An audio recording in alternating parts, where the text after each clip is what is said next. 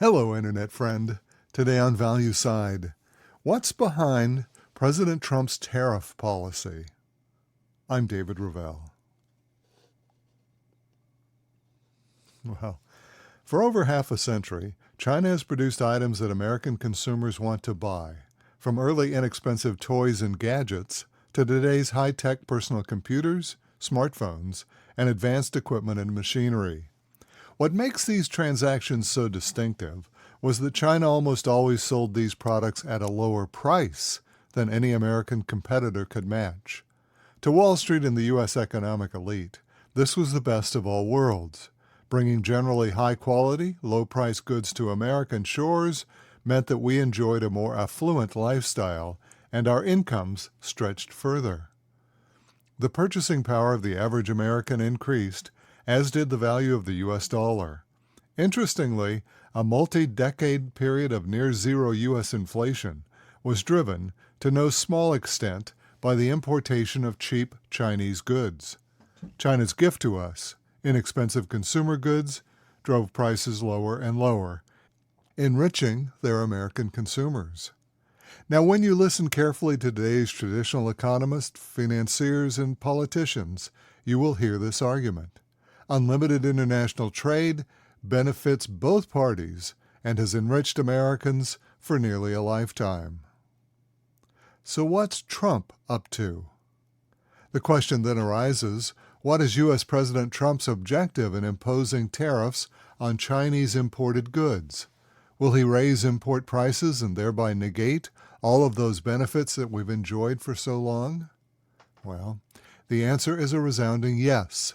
Trump's Chinese tariffs in particular will make many of the goods we purchase more expensive.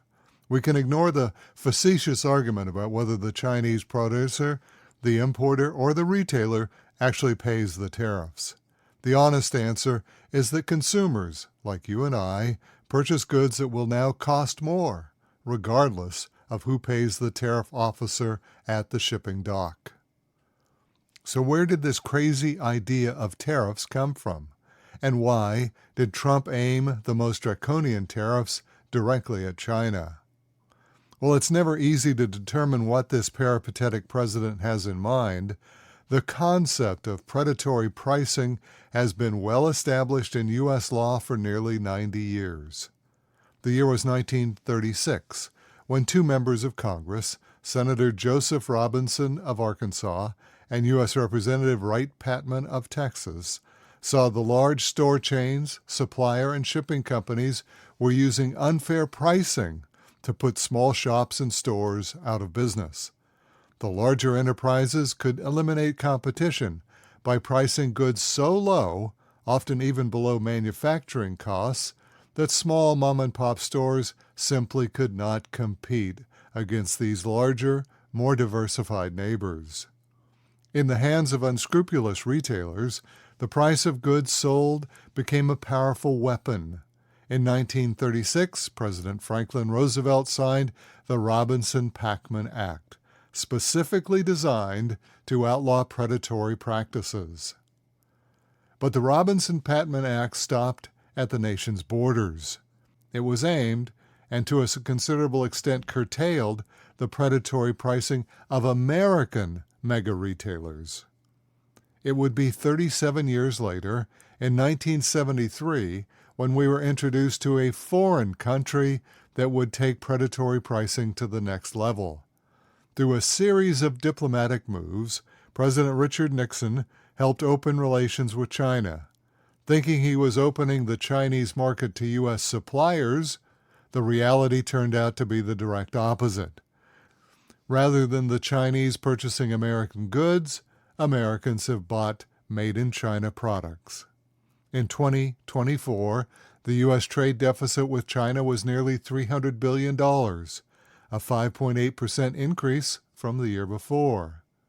This deficit was by far our most significant trading deficit with any country and represents nearly a third of our total trade shortfall. Within the Trump administration, Peter Navarro, the special counsel to President on Trade and Manufacturing, has been the most steadfast critic of China's aggressive pricing and manufacturing practices. Navarro began his riveting book, Death by China, by noting that China's failure to adhere to any U.S. standards or requirements. The world's most popular nation and soon-to-be largest economy is rapidly becoming the planet's most efficient assassin, said Navarro. Unscrupulous Chinese entrepreneurs are flooding world markets with lethal products. China's perverse form of capitalism combines illegal mercantilists and protectionist weapons to pick off American industries job by job. Unquote, Peter Navarro. Navarro delineates just how several unique strategies enhance China's predatory pricing. These strategies include artificially lowering the foreign exchange rate of the Chinese yuan, reducing production costs by ignoring environmental standards, utilizing the lowest cost labor, avoiding safety standards, and providing little or no retirement benefits for its employees, and so on. The result of these unfair practice standards is that Chinese costs are significantly lower than those of American. Even so, the standards may be irrelevant because Chinese companies are not required to make a profit when competing against America. They aim to capture the American market, and the Chinese Central Committee will meet any losses incurred. Low-impact production such as clothing, household wares, and consumer electronics will undoubtedly continue to be at the heart of the Chinese industrial colossus. However, recently China took an opportunity to show another side of its development, what Wall Street has labeled its Sputnik moment. This was about the 1957 circumnavigation of a Soviet Union satellite. At the time, America was gobsmacked by this feat of outer space technology. In the same way, we were again gobsmacked by the introduction of DeepSeek, China's foray into the AI-driven app that is remarkably close to the ChatGPT app developed by OpenAI.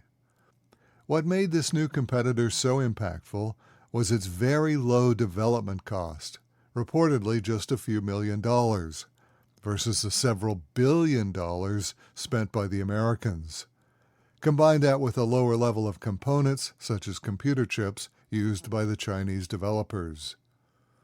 China is developing into a high-tech superpower, along with its conventional industrial prowess.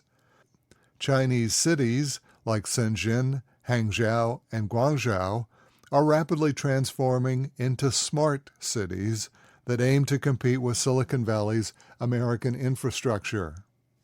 The combined impact of China's industry, from low-level manual production to high-tech automation, presents the United States with its most comprehensive challenge since the 18th century industrialized England.